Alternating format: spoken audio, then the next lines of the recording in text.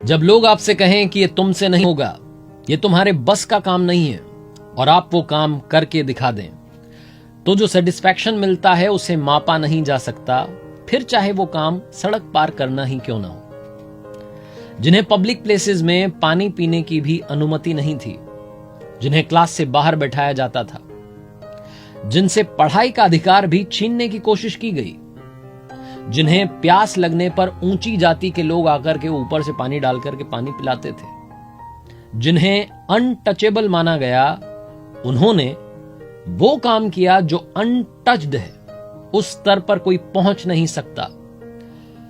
I am talking about the father of Indian constitution, doctor B.R. Ambedkar, doctor Bhimrao Ramji Ambedkar साहब, जो कि आगे चल करके डॉक्टर बाबा साहेब आंबेडकर नाम से प्रसिद्ध हुए। बचपन में इनके एक टीचर थे महादेव आंबेडकर साहब, जो कि अंबावडे गांव के रहने वाले थे, और बाबा साहेब से उनका खास लगाव था। उनके कहने पर बाबा साहेब ने अपना जो सरनेम था सकपाल वो हटा करके आंबेडकर लगा लिया। डॉक्टर बाबा साहेब आंबेडकर पढ़ने में इतने अच्छे थे, इतनी ज्यादा उनकी रुचि थी, इतना इंटरेस्ट था कि 64 विषयों के मास्टर बने, 9 भाषाओं के जानकार थे। लंदन स्कूल ऑफ इकोनॉमिक्स से जो कोर्स 8 साल में कंप्लीट होता है, उसे 2 साल 3 महीने में उन्होंने पूरा कर लिया था, क्योंकि रोजाना 21-21 घंटे तक पढ़ाई करते थे। कोलंबिया यूनिवर्सिटी ने 2004 में टॉप 100 स्कॉलर्स की एक लिस्ट निकाली थी, जिसमें नंबर 1 पर जिनका नाम था वो हैं डॉक्टर बाबा साहेब आंबेडकर साहब। मेरा नाम है आरजे कार्तिक, स्वागत है आपका मेरी लर्निंग सीरीज सीखोगे नहीं तो जीतोगे कैसे में। आइए आज बात करते हैं 5 learnings from doctor Baba Saheb Ambedkar. Learning number 1, शिक्षा की इच्छा। ये जो इच्छा है ना शिक्षा पाने की, ये होनी चाहिए, ये बात सबसे पहले आप सीखिएगा डॉक्टर B.R. आंबेडकर साहब से।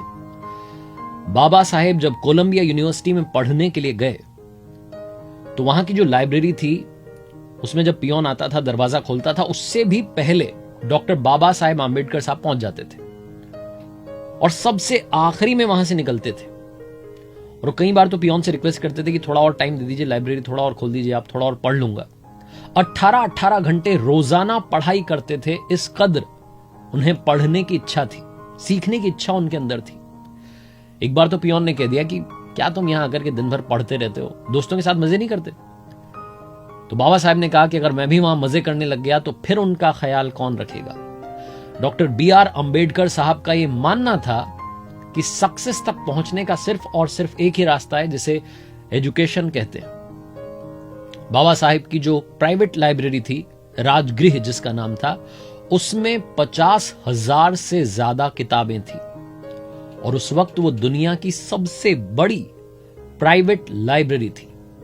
तो सबसे पहली लर्निंग जो डॉक्टर बाबा साहेब आंबेडकर साहब से मिलती है वो ये है कि पढ़ते रहिए, सीखते रहिए, क्योंकि सीखेंगे तभी आप जीतेंगे।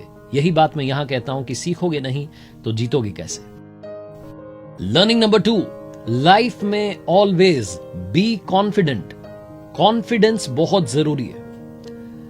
कहते ना कि दुनिया में आप महंगे से महंगा कपड़ा पहन लीजिए, आप में कॉन्फिडेंस नहीं आएगा, लेकिन जिस दिन आपने कॉन्फिडेंस पहन लिया, उस दिन आपकी शर्ट चाहे जैसी दिख रही हो, आप अच्छा फील करेंगे, आप खुश फील करेंगे।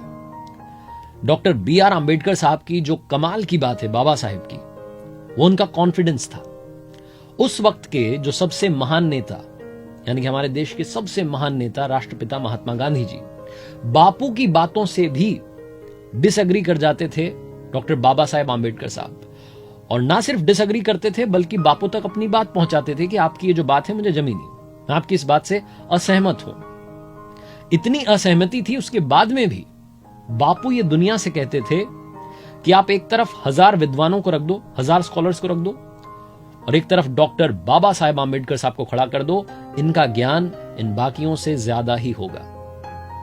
और आप समझिएगा कि इस कदर असहमति थी, बात बीच बीच में नहीं बन पाती थी, तब भी महात्मा गांधी जी ने ही, जब देश की पहली कैबिनेट बन रही थी स्वतंत्र भारत की, तो उसमें कानून मंत्री के लिए डॉक्टर बाबा साहेब आंबेडकर का नाम बापू ने सुझाया था, और डॉक्टर बाबा साहेब आंबेडकर ने देश के पहले कानून मंत्री के रूप में शपथ ली थी। यह सारा कमाल था उनके कॉन्फिडेंस का। लर्निंग नंबर 3, जिंदगी में सिर्फ अपना मत सोचिए, समाज का भी सोचिए। रिस्पॉन्सिबिलिटी आपकी समाज के लिए भी बनती है। यही सिखाते हैं डॉक्टर बाबा साहेब आम्बेडकर साहब, जिनकी कमाल की बात यह रही कि जब उन्हें जिम्मेदारी सौंपी गई कि आपको इंडियन कॉन्स्टिट्यूशन लिखना है, तो उन्होंने दुनिया के 60 देशों के कॉन्स्टिट्यूशन की पढ़ाई की, अध्ययन किया। उसके बाद में भारत का संविधान जो है उसका निर्माण किया, और उसमें ध्यान रखा गया कि सबको बराबरी का हक मिले, क्योंकि डॉक्टर बाबा साहेब आम्बेडकर साहब वो थे जिनसे बचपन में पढ़ाई का हक छीना गया, जिन्हें ऊंची जाति का आदमी आकर के ऊपर से पानी पिलाता था, ऊपर से पानी डालता था। तो उन्होंने वो सारी समस्याएं, सारी कठिनाइयों को पास से, करीब से देखा था, महसूस किया था, जिया था। इसलिए वो चाहते थे कि हिंदुस्तान के हर उस आदमी को हर वो अधिकार मिले जो बाकियों के लिए है। इसी बात को ध्यान में रख करके समाज के निचले से निचले स्तर पर भी जो आदमी खड़ा है, जो सबसे आखिरी में लाइन में खड़ा है, उस तक भी सारी सुविधाएं पहुंचे, इस बात को ध्यान में रखकर भारत के संविधान का निर्माण किया गया। लर्निंग नंबर 4, जिंदगी लंबी नहीं होनी चाहिए, महान होनी चाहिए। यह कहा था डॉक्टर बाबा साहेब आम्बेडकर साहब ने। और ये बात अगर आप ध्यान से समझेंगे तो बहुत सारे लोग इस बात पर ध्यान देते हैं कि अभी तो इतने साल बाकी हैं जिंदगी के, अभी तो इतना टाइम बाकी है, मेरे पास बहुत टाइम है। ये बहुत टाइम नहीं है। जिंदगी कितनी लंबी है इस पर ध्यान देना बंद कर दीजिए। आप जिंदगी जी कैसे रहे हैं इस पर ध्यान देना शुरू कीजिए। जिंदगी का पर्पस होना चाहिए, और डॉक्टर बाबा साहेब आम्बेडकर जी का पर्पस था कि समाज के हर आदमी को बराबरी का हक मिले। जो हक उनसे छीना गया, उनसे पढ़ने का हक छीना गया, क्लास के बाहर बैठाया गया, पानी पीने तक का अधिकार उन्हें नहीं था, उन्होंने कोशिश की कि वो पढ़ाई करें, उस पढ़ाई के दम पर इस सिस्टम को बदलें। और सबसे बड़ी बात, उन्होंने बदला भी।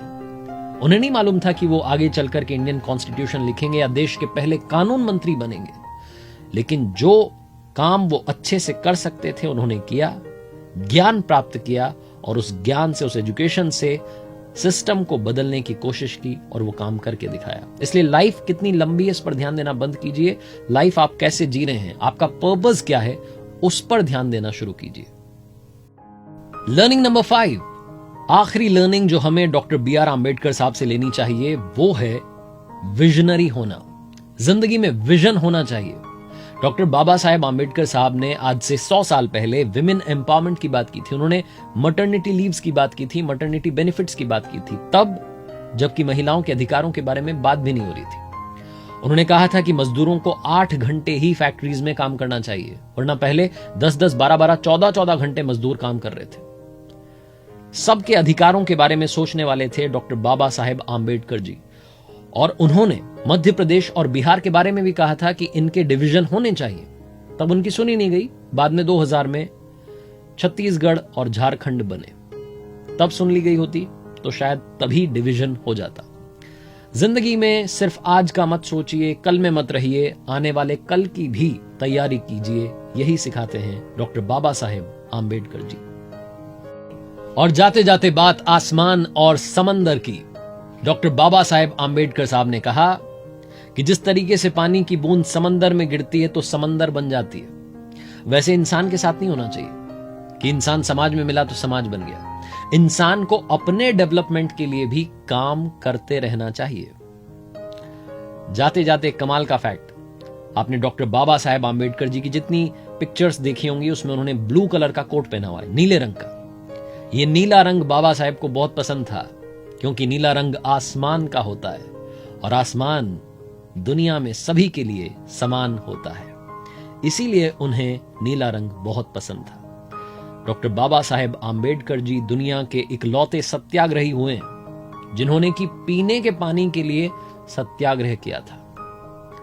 भारत के संविधान के निर्माता, भारत रत्न डॉक्टर बाबा साहेब आम्बेडकर जी के चरणों में हम सब की ओर से बारंबार वंदन। देखते रहिए मेरे साथ ये नई लर्निंग सीरीज जिसका नाम है सीखोगे नहीं तो जीतोगे कैसे, और देखते रहिए हर सोमवार सुबह 9:30 बजे मेरे साथ एक नई कहानी मेरे YouTube चैनल, Facebook पेज और Instagram हैंडल पर।